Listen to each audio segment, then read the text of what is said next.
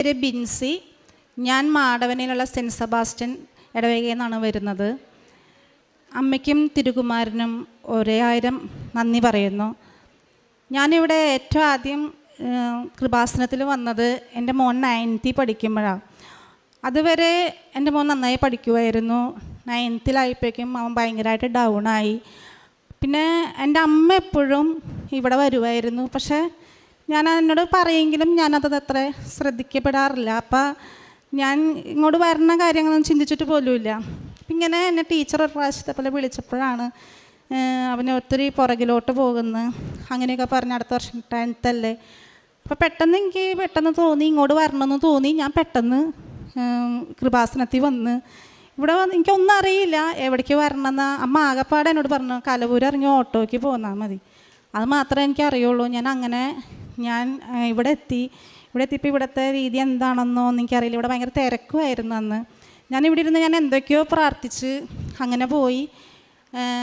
ഇടയ്ക്ക് അത് കഴിഞ്ഞ് പിന്നെ ഇടയ്ക്കിടയ്ക്ക് ഞാൻ വരുമായിരുന്നുണ്ടായിരുന്നു. അത് കഴിഞ്ഞ് മോൻ 10th ക്ലാസ്സിലായപ്പോഴേക്കും അപ്പോൾ ഇവൻ 9th B ക്ലാസ്സിലായിരുന്നു. സ്കൂളിലാണെങ്കിൽ നന്നായി പഠിക്കുന്ന കുട്ടികളെ അങ്ങനെ. അപ്പോൾ ഞാൻ ഇവനോട് എപ്പോഴും ഇങ്ങനെ പ്രാർത്ഥിക്കും ക്ലാസ്സിൽ വരണം 10th. ഇവൻ എൻ്റെ 9th എക്സാം കഴിഞ്ഞപ്പോൾ എന്നോട് പറഞ്ഞ് മമ്മി ഞാൻ എന്തായാലും B ക്ലാസ്സിലേ ആവുള്ളൂ. നമ്മൾ നീ പ്രാർത്ഥിക്കുക നീ A ആവും. അങ്ങനെ 10th ക്ലാസ് വന്നപ്പോൾ ഇവൻ പെട്ടെന്ന് പറഞ്ഞു 10th ക്ലാസ് തുടങ്ങിയപ്പോൾ ടീച്ചർ പറഞ്ഞു ആൻവിൻ A ക്ലാസ്സിൽ. അപ്പോൾ ഇവൻ എഴുന്നേറ്റെന്ന് ചോദിച്ചു ടീച്ചറെ എന്നെ തന്നെയാണോ പറയണേന്ന് ചോദിച്ചപ്പോൾ അതെ നീ A ക്ലാസ്സിൽ പോയിക്കോ. വന്ന് വെച്ചുമ്പോൾ അമ്മി പ്രാർത്ഥിച്ചതിന് ഗുണമുണ്ട്. ഇങ്ങനെ A ക്ലാസ്സിൽ തന്നെയായി. പിന്നെ 10th അങ്ങനെ ആദ്യത്തെ ടൈമിൽ നല്ല മാർക്കുണ്ടായി. സെക്കൻഡ് ടൈമിൽ അധികം മാർക്കില്ല. അപ്പോഴും എനിക്ക് സങ്കടമായി. എക്സാം എടുക്കാറായപ്പോഴേക്കും എനിക്കാണ് ടെൻഷൻ എല്ലാവരേക്കാളും. അങ്ങനെ ഞാൻ ഇവിടെ വന്ന് ഉടമ്പടി എന്താണെന്നോ ഒന്നും എനിക്കറിയില്ല. ഇവിടെ വന്ന് പ്രാർത്ഥിക്കാറുണ്ട്. പക്ഷേ എനിക്ക് അത്രയ്ക്ക് ഇതായിട്ട് അറിയില്ല. എന്തൊക്കെയോ എൻ്റെ വിഷമം വരുമ്പോൾ ഞാൻ ഇങ്ങോട്ട് ഓടി വരും, അത്രയേ ഉള്ളൂ. അങ്ങനെ ഞാൻ ഉടമ്പടി എടുത്ത് വീട്ടിൽ ചെന്ന് ഇവിടുത്തെ പോലെ 5:30 പ്രാർത്ഥനയ്ക്കും. അതേപോലെ തന്നെ അപ്പം ഞാൻ 5:30 പ്രാർത്ഥന എത്തിക്കുമ്പോൾ എൻ്റെ ഹസ്ബൻഡ് ഗൾഫിലായതുകൊണ്ട് പുള്ളി വൈകി എനിക്ക് ഫോൺ ചെയ്യുള്ളൂ. അപ്പം 5:30 എഴുന്നേൽക്കാനൊക്കെ ഉള്ള ബുദ്ധിമുട്ട്. എന്നാലും ഞാൻ പരമാവധി പിന്നത്തെ പ്രാവശ്യം പുതുക്കണ സമയത്തും എനിക്ക് അങ്ങനെ പ്രാർത്ഥിക്കാൻ പറ്റുന്നില്ല ഈ 5. അപ്പോൾ പുതുക്കണ വേണ്ടിയെന്ന് ആലോചിച്ചുകൊണ്ടിരിക്കുകയായിരുന്നു. അപ്പോഴേക്കും ഇവൻ്റെ റിസൾട്ട് വരുന്ന സമയമായി. ഇവന് നമ്മൾ പ്രതീക്ഷിച്ചേക്കാളും അവനൊരു 80% മാർക്ക് പ്രതീക്ഷിച്ചത്. അവൻ 92% മാർക്ക് കിട്ടി. അതെന്നെ സംബന്ധിച്ച് വലിയൊരു സാക്ഷിയായിരുന്നു. 2019 ഞാനിവിടെ സാക്ഷ്യം പറയാൻ വേണ്ടി വന്നപ്പോൾ ഇവിടെ ഭയങ്കര തിരക്കൊക്കെ ആയിരുന്നു. അപ്പോൾ എനിക്ക് സാക്ഷ്യം പറയാൻ പറ്റില്ല, എനിക്ക് സങ്കടമായി. അങ്ങനെ ഇവിടെ എഴുതി കൊടുത്ത് സീല് വെച്ച് തരാമെന്ന് പറഞ്ഞു. ഞാൻ എഴുതി കൊടുത്തു, എനിക്ക് സീല് വെച്ച് തന്നു. ഞാൻ തിരിച്ചു പോയി. പക്ഷേ എനിക്ക് സാക്ഷ്യം പറയാൻ അവർ അനുവദിക്കാത്തതുകൊണ്ട് എന്തോ എനിക്കൊരു ഉള്ളിൻ്റെ ഒരു ഇഷ്ടക്കേട് എനിക്ക് വന്നു. എന്നാലും പ്രാർത്ഥിക്കും. എന്നാലും അത് പറയാൻ പറ്റിയില്ലല്ലോ എന്നൊരു സങ്കടത്തോടെയാണ് ഞാൻ ബസ്സിൽ കയറിയത്. ബസ്സിൽ കയറിയപ്പോൾ ഒരു ചേച്ചി എൻ്റെ അടുത്തിരുന്ന ചാലക്കുടിയിലുള്ളൊരു ചേച്ചിയാണ്. ചേച്ചി അവരുടെ മോളെ MBBS പഠിക്കാൻ പോണതും അതിനെക്കുറിച്ച് ഒത്തിരി കാര്യങ്ങൾ. അപ്പം ഞാനോർത്ത് എൻ്റെ അടുത്ത് എന്തിനാണ് പറയണേ, എൻ്റെ അടുത്ത് പറയേണ്ട ഒരു ആവശ്യമില്ലല്ലോ എന്നാണ് ഞാൻ ചിന്തിക്കണേ. അപ്പോൾ ഒരു 50 ലക്ഷം 70 ലക്ഷം അത്രയൊക്കെ ആവും പുറത്ത് പഠിക്കാൻ പോയി അത് ഇതാന്നൊക്കെ എന്നോട് കുറേ പറഞ്ഞു. ഞാനത് കേട്ടു. പക്ഷെ എൻ്റെ മാതാവ് അവിടെ നിന്ന് എൻ്റെ മോനെ ഒരുക്കുന്നുണ്ടെന്ന് എനിക്ക് മനസ്സിലായില്ല. ഞാൻ ഈ അടുത്ത ദിവസങ്ങളിലേക്ക് അത് മനസ്സിലായത്. അപ്പോൾ അത് അങ്ങനെ കഴിഞ്ഞു. പിന്നെ ഞാൻ പതിവ് പോലെ ഉടമ്പടി പുതുക്കി അങ്ങനെ പോയി. പിന്നെ കൊറോണയുടെ സമയമായി, പിന്നെ പുതുക്കാനൊന്നും പറ്റിയില്ല. അത് ഞാൻ കൊറോണ കഴിഞ്ഞ് വന്ന് ഞാൻ പുതുക്കാൻ വേണ്ടി ഇവിടെ വന്നപ്പോഴേക്കും എൻ്റെ കയ്യിൽ നിന്ന് ആ പേപ്പർ എങ്ങനെയോ നഷ്ടപ്പെട്ടു. ബസ്സിലാണോ ഇവിടെയാണെന്ന് എനിക്ക് അറിയുന്നില്ല, ഇവിടെ നിന്ന് നഷ്ടപ്പെട്ടു പോയി. പിന്നെ ഞാൻ 2022 പിന്നെ വന്നിട്ട് ഞാൻ പുതുക്കണത്. അപ്പോൾ 2022 പുതുക്കണ സമയത്ത് അപ്പോൾ അതിന് മുന്നേ എൻ്റെ വീട് ആദ്യത്തെ ഉടമ്പടി വയ്ക്കുമ്പോൾ 2019 വയ്ക്കുമ്പോൾ 6ാമത്തെ നിയോഗം എനിക്കൊന്നും എഴുതാൻ കിട്ടുന്നില്ല. അപ്പം എനിക്കറിയില്ല 6 നിയോഗം വയ്ക്കണം എന്നുള്ളത് എനിക്കറിയില്ല. അപ്പോൾ 6ാമത്തെ നിയോഗം എനിക്കൊന്നും കിട്ടുന്നില്ല. ഞാൻ അപ്പോൾ വെറുതെ എഴുതി വീട് എന്തായാലും പണിയാൻ പോകണില്ല, ഞങ്ങളുടെ ഇപ്പം നിൽക്കണ ലോൺ തന്നെ അടയ്ക്കാൻ നിവർത്തില്ലാത്ത ഞാൻ എങ്ങനെ വീട് എന്നാലും വെറുതെ എഴുതി വീടിൻ്റെ മുകളിലോട്ട് പണിയാൻ അനുഗ്രഹിക്കണേ എന്നുള്ളത് മാത്രമേ എഴുതിയുള്ളൂ. പക്ഷേ എൻ്റെ ഏറ്റവും ആദ്യം നടന്നത് ആ നിയോഗമായിരുന്നു.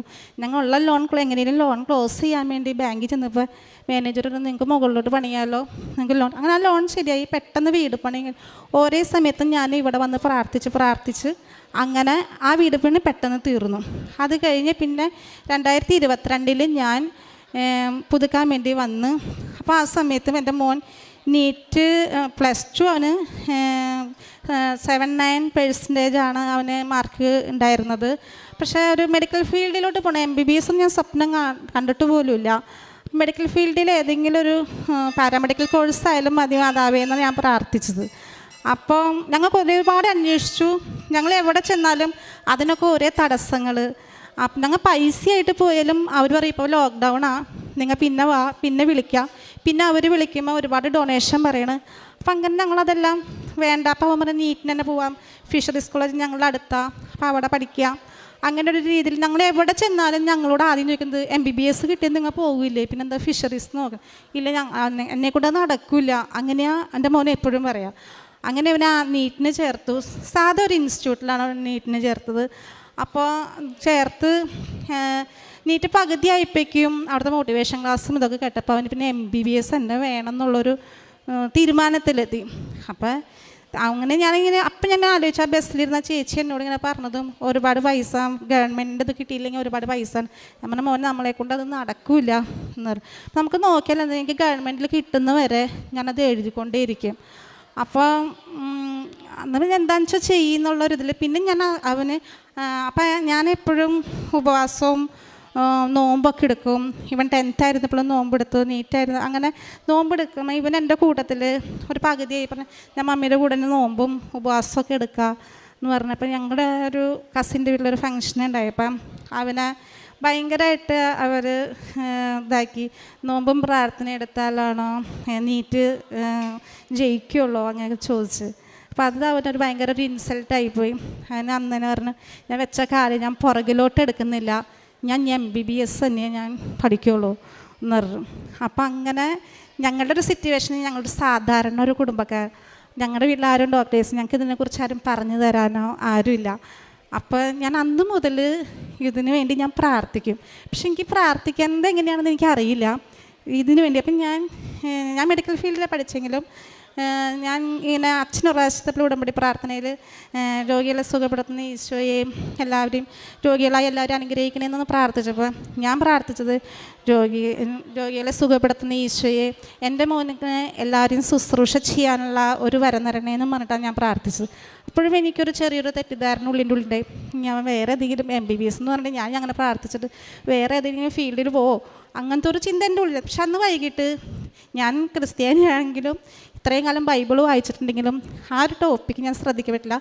പ്രഭാഷകൻ 38 വൈദ്യനും രോഗശാന്തിയും ഈ ഒരു ഭാഗമാണ് എനിക്ക് കിട്ടിയത്. പക്ഷെ എങ്ങനെ പ്രാർത്ഥിക്കേണ്ടതെന്ന് അറിയാൻ പാടില്ല എന്ന് പറഞ്ഞിട്ട് ഞാൻ ആ ബൈബിൾ തുറന്നത്. അപ്പം അതിനകത്ത് വൈദ്യനെ ബഹുമാനിക്കുക, നിനക്ക് അവന് ആവശ്യമുണ്ട്, ദൈവമാണ് അവനെ നിയോഗിച്ചത്. ആ ഒരു ഫുള്ളും വായിച്ചു കഴിഞ്ഞ് കഴിഞ്ഞപ്പോൾ പിന്നെ ഞാൻ ഡെയിലി ആ ഒരു പ്രാർത്ഥനയാണ് ചൊല്ലിക്കൊണ്ടിരുന്നത്. അങ്ങനെ ഗവൺമെൻറ്റിലേക്ക് സീറ്റിനുള്ള മാർക്ക് അവന് കിട്ടിയില്ല. അവന് ഞങ്ങളുടെ എക്സാം കഴിഞ്ഞ ഉടനെ തന്നെ പറഞ്ഞു, മമ്മി ഞാൻ വേറെ പിന്നെ എഴുതും, അവിടെ 5 പ്രാവശ്യം വരെ എഴുതിയ ആൾക്കാരുണ്ട്. ഞാൻ പറഞ്ഞു പിന്നെയും സമയം പോവല്ലേ. അപ്പോഴേക്കും ഇവനത് പറഞ്ഞപ്പോൾ തുടങ്ങി ഞാൻ പുറത്തും ഇവിടുത്തെ സെൽഫ് ഫിനാൻസിങ്ങിൻ്റെ ഒക്കെ അന്വേഷിക്കാൻ തുടങ്ങി. അന്വേഷിച്ച് കഴിഞ്ഞപ്പോൾ എൻ്റെ ഒരു കസിൻ കൊച്ച് അർമേനിയയെ പഠിക്കുന്നുണ്ട്. അവളോട് എല്ലാ കാര്യങ്ങളും ഡീറ്റെയിൽ ആയിട്ട് ചോദിച്ചു കഴിഞ്ഞപ്പോൾ ഞാൻ പറഞ്ഞു ഒരു 10-15 ലക്ഷം രൂപയ്ക്ക് മേലെ ഫസ്റ്റ് ടൈം പോയി കഴിഞ്ഞാൽ എന്നെക്കൊണ്ട് നടക്കത്തില്ല. അപ്പോൾ ഞാൻ ഇവനിത് പറഞ്ഞപ്പോൾ നീറ്റ് പകുതി ആയപ്പോൾ തുടങ്ങി ഞാനൊരു കുറി ചേർന്ന് 5 ലക്ഷം രൂപ. ഈ 5 ലക്ഷം രൂപ മാത്രമേ ഉള്ളൂ എൻ്റെ കയ്യിൽ. പിന്നെ ഞാൻ കുറച്ച് ഗോൾഡ്, വേറെ ഒന്നും ഞങ്ങളുടെ കയ്യിലില്ല. പക്ഷേ ഇവനെ MBBSന് വിടും വേണം. ഞാൻ മാതാവിനോട് പറഞ്ഞു, മാതാവി എൻ്റെ കയ്യിൽ ഇത് മാത്രമേ ഉള്ളൂ, പക്ഷേ എൻ്റെ മോനെ MBBS എടുക്കും വേണം. പക്ഷേ ഞങ്ങളുടെ ഏജൻസിനൊന്നും സമീപിക്കാതെ തന്നെ ആ കുട്ടി വഴിയായിട്ട് ഞങ്ങൾക്ക് അവിടെ അഡ്മിഷൻ എടുക്കാനും 6.5 ലക്ഷം രൂപയ്ക്ക് ഞങ്ങൾക്ക് അവിടുത്തെ എല്ലാ പ്രോസസ്സിങ്ങും കാര്യങ്ങളും ടിക്കറ്റും വിസയും ഉൾപ്പെടെ എല്ലാം കിട്ടി. പക്ഷേ ആരും തന്നെ നമ്മൾ അത്രയും രൂപ ആയുള്ളൂ എന്ന് പറഞ്ഞിട്ട് പോലും ഒറ്റ ആളും വിശ്വസിക്കുന്നില്ല. പക്ഷേ ഞങ്ങൾക്ക് ഓരോ ടൈമിൽ 2 ലക്ഷം രൂപ 1.5 ലക്ഷം രൂപ അങ്ങനെ പറഞ്ഞ് ഞങ്ങൾ അടച്ചു. പക്ഷെ ഞങ്ങൾ തന്നെ ഏജൻസി ഇല്ലാതെ തന്നെ എല്ലാ പേപ്പർ വർക്കും ഞങ്ങളാണ് ചെയ്തത്. അതെങ്ങനെ ചെയ്തതെന്ന് പോലും നമ്മൾ ബാക്കിലോട്ട് തിരിഞ്ഞു നോക്കുമ്പോൾ നമുക്കൊരു പിടുത്തവും കിട്ടണില്ല. അപ്പം അങ്ങനെ ഞങ്ങൾക്ക് അഡ്മിഷനും കിട്ടി. എൻ്റെ മോൻ സെപ്റ്റംബർ 5-ാം തീയതി പോയി, ഒക്ടോബർ 1-ാം തീയതി അവിടെ ക്ലാസ്സും തുടങ്ങി. ദൈവത്തിൻ്റെ അനുഗ്രഹം കൊണ്ട് എല്ലാം അവൻ്റെ റൂമിലുള്ളതും എല്ലാം മലയാളി കുട്ടികളൊക്കെ തന്നെയാണ്. എല്ലാം കൊണ്ട് അവൻ സേഫായിട്ട്. അപ്പോൾ ഇവിടെ ഞങ്ങൾ ഓരോ പ്രോസസ്സിങ് നടക്കുമ്പോഴും ഇവിടെ വന്ന് മാതാവിനോട് ചോദിച്ചിട്ടാണ് ഞങ്ങൾ പോവാറ്. അപ്പോൾ ഇവിടെ അച്ഛൻ്റെ അടുത്ത് കാണാൻ പറ്റുന്നില്ല. ഇപ്പോൾ ഇവിടെ അച്ഛൻ അവിടെ പ്രാർത്ഥിക്കാൻ പറ്റില്ല. അപ്പം അച്ഛൻ പറഞ്ഞാൽ ഞങ്ങൾ അഡ്മിഷൻ കിട്ടിയിട്ട് അച്ഛാന്ന് പറഞ്ഞപ്പോൾ നീ ഡോക്ടറാവില്ല. അപ്പോൾ എൻ്റെ മോൻ വിചാരിച്ചു ഞാൻ അച്ഛനോട് മുന്നേ പറഞ്ഞിട്ടുണ്ടെന്നാ. അപ്പം അച്ഛൻ അതൊന്നും വിചാരിച്ചില്ല. നീ നല്ലൊരു ഡോക്ടറായിട്ട് വാ എന്ന് മാത്രമേ പറഞ്ഞുള്ളൂ. അത് കഴിഞ്ഞ് തിരിച്ച് ഞങ്ങൾ ഇവിടെ വന്ന് മാതാവിനോട് നന്ദിയൊക്കെ പറഞ്ഞ് തിരിച്ചു പോയി. ഞാൻ പക്ഷെ അന്ന് എനിക്കൊരു ആഗ്രഹം ഉണ്ടായിരുന്നു, എൻ്റെ മോൻ പോകുന്നതിന് മുമ്പേ എനിക്ക് ഇവിടെ സാക്ഷ്യം പറയണമെന്ന്. പക്ഷെ എനിക്ക് എന്ത് ചെയ്താൽ സാക്ഷ്യം പറയാനൊരു തടസ്സമായിരുന്നു. എൻ്റെ അനിയത്തിമാരായിട്ട് ചെറിയൊരു ഇഷ്യൂ ഉണ്ടായി. അപ്പം എൻ്റെ ഹസ്ബൻഡ് അത് കോംപ്രമൈസ് ചെയ്യാൻ തയ്യാറാണില്ല. പക്ഷെ ഞാൻ കോംപ്രമൈസായി ചിലപ്പോൾ ഹസ്ബൻഡായിട്ടും ഉണ്ടാകുന്നൊരവസ്ഥ വന്നതുകൊണ്ട് എന്നെ ഒത്തിരി പേര് വിളിച്ചു പറഞ്ഞു, നീ അവർ വിളിക്കുമ്പോൾ എടുക്ക്. പക്ഷെ ഞാൻ മാതാവിനോട് എപ്പോഴും പറഞ്ഞു, എനിക്ക് എൻ്റെ മോൻ പോയി 1 മാസത്തിനുള്ളിലെങ്കിലും എനിക്ക് സാക്ഷ്യം പറയണം. അതുകൊണ്ട് എങ്ങനെയും എനിക്ക് അതൊന്ന് കോംപ്രമൈസായി കിട്ടണമെന്ന് മാത്രമേ ഞാൻ പ്രാർത്ഥനയുടെ ഒരു വശം പോയാലും വേണ്ടില്ല. എനിക്കത് സാക്ഷ്യം പറയാത്തതുകൊണ്ട് എനിക്ക് ഭയങ്കര ഒരു ബുദ്ധിമുട്ടായിരുന്നു. അങ്ങനെ ഞാൻ എല്ലാ ചൊവ്വാഴ്ചത്തെ പ്രാർത്ഥനയിലും ഇത് തന്നെ ഞാൻ സമർപ്പിച്ച് പ്രാർത്ഥിക്കാറ്. അപ്പോൾ കഴിഞ്ഞ സെപ്റ്റംബർ 4-ാം തീയതി എൻ്റെ കാലിൽ ഒരു കാറ് വന്ന് തട്ടി എൻ്റെ 2 വിരലിന് ഫ്രാക്ചറായി. അപ്പം മിനിഞ്ഞാന്നാണ് അത് പ്ലാസ്റ്ററൊക്കെ വെട്ടിയത്. അപ്പം ആ വെട്ടിയ ദിവസം ഞാൻ അമ്മച്ചിനെ വിളിച്ചു പറഞ്ഞു. പിന്നെ എൻ്റെ അനിയത്തിമാരെല്ലാവരും വിളിച്ചു, എല്ലാവരും എന്നെ ഒന്ന് കാണാൻ വന്നു. അപ്പോൾ അവരായിട്ട് അങ്ങനെ ആ ഒരു പ്രശ്നം അവിടെ വെച്ച് സോൾവായി. ആരും അതിനെക്കുറിച്ച് പരാതികളും കാര്യങ്ങളും പറഞ്ഞാൽ അതും എൻ്റെ അമ്മ എനിക്ക് നടത്തി തന്നു. മോൻ പോണേക്കാൾ മുന്നേ സാക്ഷ്യം പറയാൻ 2 പ്രാവശ്യം ഓങ്ങി. ഞാൻ വഴക്ക് മനസ്സിൽ വെച്ചിട്ട് ഞാനിവിടെ സാക്ഷ്യം പറയണില്ല, ഒരർത്ഥമില്ലാന്ന് എനിക്ക് തോന്നി. ഇപ്പം ഇന്ന് വന്നപ്പോൾ എന്നോട് ചോദിച്ചു, മോൻ പോണേക്കാൾ മുന്നേ എന്താണ് സാക്ഷ്യം പറയാൻ വന്നേന്ന് ചോദിച്ചു. അപ്പം ഞാൻ പറഞ്ഞു, എൻ്റെ കാരണം ഇതുമാണ്, അതുകൊണ്ടാണ് ഞാൻ സാക്ഷ്യം പറയാൻ വരാതിരുന്നത് എന്ന് പറഞ്ഞു. അപ്പം അതങ്ങനെ കഴിഞ്ഞ് ഞാനൊരു ഹോസ്റ്റൽ നടത്തുന്ന ഒരാളാണ്. അപ്പോൾ ഞാൻ കഴിഞ്ഞ പ്രാവശ്യം പുതുക്കിയപ്പോൾ ഒരു ഹസ്ബൻഡ് ഗൾഫിലാണ്. അപ്പം നാട്ടിലും കൂടി ഒരു ബിസിനസ് ചെയ്താലേ ഞങ്ങൾക്ക് പുള്ളിക്ക് നാട്ടിൽ നിൽക്കാൻ പറ്റുന്നൊരു, ഞാൻ മാതാവിനോട് പറഞ്ഞു ഞങ്ങൾക്ക് എന്തെങ്കിലും ഒരു പുതിയൊരു ഇത് തുറന്ന് തരണം. അപ്പം അങ്ങനെ പ്രാർത്ഥിച്ചുകൊണ്ടിരിക്കുന്ന സമയത്ത് ഞങ്ങളുടെ ഓണർ പറഞ്ഞു, എൻ്റെ ബിൽഡിങ് എടുത്തോ, നിങ്ങൾ അഡ്വാൻസ് ഇപ്പോൾ തന്നില്ലെങ്കിലും വേണ്ടിയില്ല, നിങ്ങൾ നല്ല നീറ്റായിട്ട് ചെയ്യുന്നതുകൊണ്ട് ഞങ്ങൾക്ക് തരാൻ താല്പര്യമുണ്ട് എന്ന് പറഞ്ഞു. അപ്പം അടുത്ത വർഷത്തേക്ക് ഞങ്ങൾ ചോദിച്ചാൽ മോൻ പോണേൻ്റെ ബുദ്ധിമുട്ടും കാര്യങ്ങളൊക്കെ ഓർത്തിട്ട് ഇപ്പം ഞങ്ങൾക്ക് അത് എടുക്കാനുള്ള സിറ്റുവേഷൻ ഇല്ല എന്ന് പറഞ്ഞിട്ട് അപ്പോൾ അതങ്ങനെ വെച്ചപ്പോൾ അതിന് എന്തെങ്കിലും ഒരു വഴി എടുക്കാനായിട്ട് അത് വഴി കാണിച്ചു തരണമേ എന്നാണ് ഞാൻ പ്രാർത്ഥിച്ചത്. പക്ഷേ എൻ്റെ ഹോസ്റ്റലിന് കുറച്ച് നീങ്ങിയിട്ടാണ്. പക്ഷേ എൻ്റെ മാതാവ് എനിക്ക് എൻ്റെ ബിൽഡിങ്ങിൻ്റെ തൊട്ടപ്പുറത്ത് തന്നെ ഒരു വീട്, ഒരു 30 കുട്ടികളെ താമസിപ്പിക്കാമെന്നൊരു ഹോസ്റ്റൽ ഞങ്ങളത് ആഗ്രഹിച്ചതുമല്ല ചോദിച്ചതുമല്ല. ഞങ്ങളുടെ അടുത്ത് നേരിട്ട് വന്ന് പറഞ്ഞു, നമുക്ക് ഒരു ബുദ്ധിമുട്ടില്ലാത്ത രീതിയിൽ അതാണ് ഞങ്ങൾക്ക് ആദ്യം ഒരുക്കി തന്നെ. അപ്പോൾ ആ സമയത്ത് ഈ കാലിന് അതെടുത്തതിന് ശേഷം എനിക്ക് ഫ്രാക്ചർ വന്നേ. ആ സമയത്ത് എൻ്റെ സ്റ്റാഫൊക്കെ പറഞ്ഞു, മേഡം അവിടെ എടുത്തിട്ട് ഒറ്റ കുട്ടികൾ ഇതുവരെയും വന്നില്ല. അപ്പം ഞാൻ പറഞ്ഞു, എനിക്കതൊരു നഷ്ടമായിട്ട് തോന്നുന്നില്ല. അവർ ഞങ്ങൾക്ക് വിഷമമായിട്ട് ഇത്ര റെൻറ്റ് കൊടുക്കണ്ടേ എന്ന് പറഞ്ഞപ്പോൾ ഞാൻ അപ്പോഴും ചിന്തിച്ചത് അതിലും വലുതായിട്ട് എൻ്റെ അനിയത്തിമാരുടെ അടുത്ത് സ്നേഹത്തോടെ ജീവിക്കാൻ പറ്റില്ലേ, അത് സാരമില്ല, ആ നഷ്ടം ഞാൻ സഹിച്ചു. ആ സമയങ്ങളിൽ എൻ്റെ മോനെ പോണ സമയത്തൊക്കെ കാരുണ്യപ്രവൃത്തികളൊക്കെ ഇത്തിരി എൻ്റെ കുറഞ്ഞായിരുന്നു. നമുക്കൊന്നിനും ഒന്നും തികയാത്ത പോലെയായിപ്പം. അപ്പം ഞാനതൊരു എൻ്റെ മോൻ്റെ പോണ ഇതിനു വേണ്ടിയിട്ടും എൻ്റെ അനിയത്തിമാരുടെ സ്നേഹമാണുള്ള ഒരു നിയോഗത്തിന് വേണ്ടി അതങ്ങനെ ഇവരോട് ഞാൻ എപ്പോഴും ഇങ്ങനെ പറയും, എനിക്കതിനകത്ത് ഇപ്പോഴും ഒരു നഷ്ടമായിട്ട് എനിക്ക് തോന്നുന്നില്ല. അത് ഞാൻ മാതാവിനോട് ചോദിച്ചത് എടുത്തത് മാതാവ് തന്നെ അതിനകത്ത് ആളാക്കി തരും. എനിക്ക് ഈ സാക്ഷ്യം പറഞ്ഞു കഴിഞ്ഞ് കഴിഞ്ഞാൽ തന്നെ എൻ്റെ എല്ലാ പ്രശ്നങ്ങളും തീരുന്നു ഞാൻ ഉറച്ച് വിശ്വസിക്കുകയാണെന്ന് പറഞ്ഞു. അപ്പം അങ്ങനെ അതും സാധിച്ചു. എൻ്റെ പണികളെല്ലാം കഴിഞ്ഞു, എല്ലാവരുമായിട്ടും സ്നേഹത്തിലാവാനും പറ്റി. പിന്നെ എൻ്റെ ഹസ്ബൻഡിന് ഏപ്രിൽ ഒരു ആൻജിയോപ്ലാസ്റ്റി ചെയ്യേണ്ടി വന്നു. അപ്പോൾ കൊറോണ ടെസ്റ്റ് നോക്കിയപ്പോൾ ആദ്യം പോസിറ്റീവായിട്ട് വന്നു.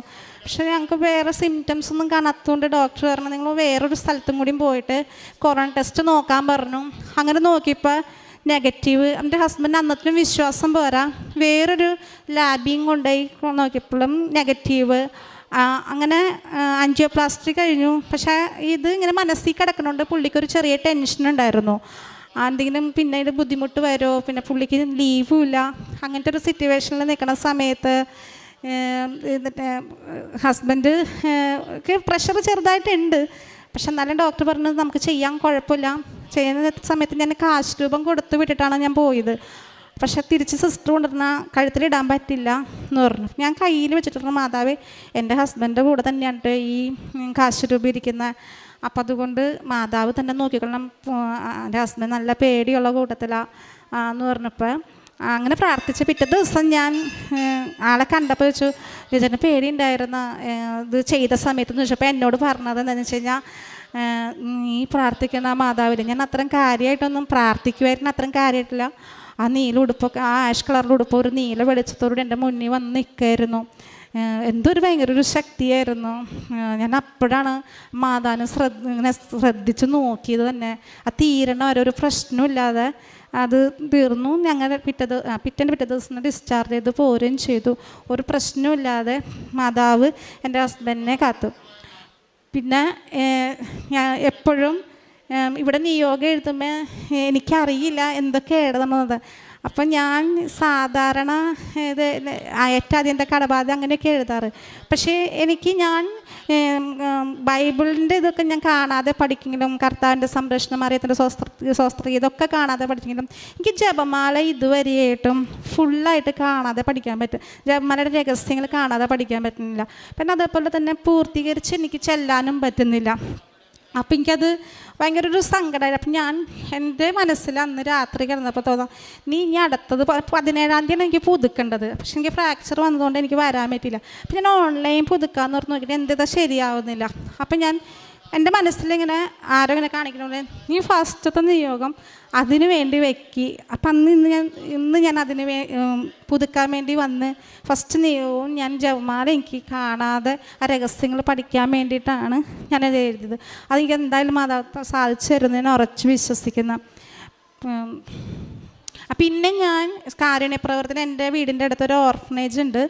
അപ്പോൾ കിടപ്പ് രോഗികളായ ഒത്തിരി പ്രായമായിട്ടുള്ള ആൾക്കാരാണ്, അമ്മൂമ്മമാരൊക്കെയാണ് അവിടെ കിടക്കുന്നത്. അപ്പോൾ അവർക്ക് മാസത്തിലൊരിക്കൽ ഞാൻ ഫുഡ് കൊണ്ടുപോയി കൊടുക്കുക. അവരോട് ചോദിക്കും എന്താ വേണ്ടതെന്ന് അവരോട് ചോദിച്ചിട്ടാണ് നമ്മൾ കൊണ്ടുപോയി കൊടുക്കുക. അപ്പോൾ എല്ലാവരും ബിരിയാണിയും അങ്ങനെയൊക്കെ, ഇപ്പോൾ സിസ്റ്റേഴ്സ് പറഞ്ഞാൽ മീൻകറി അങ്ങനെയൊന്നും ആരും കൊണ്ടുവരില്ല. അപ്പം അവരുടെ ഇഷ്ടത്തിനനുസരിച്ച് നമ്മളത് കൊണ്ടുപോയി കൊടുക്കും.